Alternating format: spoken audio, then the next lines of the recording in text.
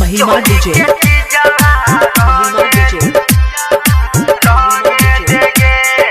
बीबी धमाका स्टूडियो बहादुरगढ़।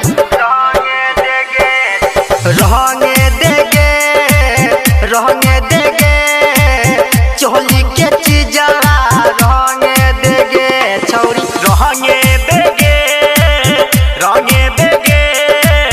चोली के चीजा रहने देगे ये लो छौरी होलिया सारा रा रा रा ये छुए देना गलिया सारा रा रा रा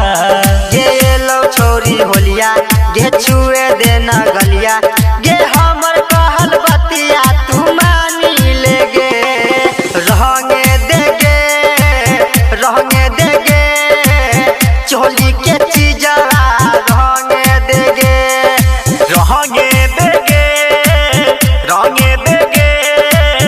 चोली के चीजा रहने देगे महिमा डीजे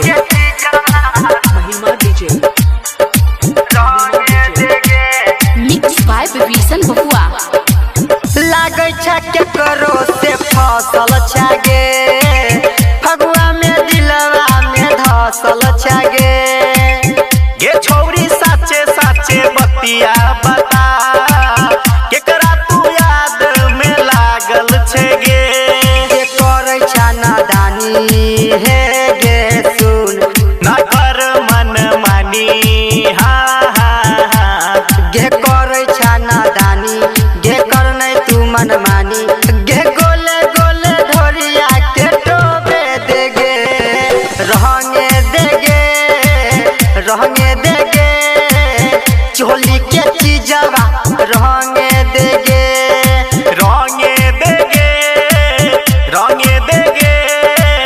चोली के चीजवा रहने देगे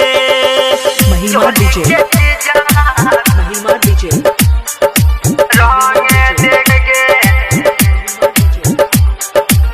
डाले दे रंगवा तू पिचकारी से सबके तू डाल दे बेरा बारी से राजू दीवाना तोरा छोड़ तो नहीं गे राजेश कश्यप रंगे घोर तो तगे संगे बबुआ भी सुन गे जान विष्णु करे कंपटीशन हे गे जान संगे बबुआ विभीषण विष्णु करे कंपटीशन गे भंगिया पी के हमरा डोले दे नगे रहने देगे चोली के चीजवा रहने देगे छौरी रहने देगे चोली के चीजवा रहने देगे रिकॉर्डिंग बाय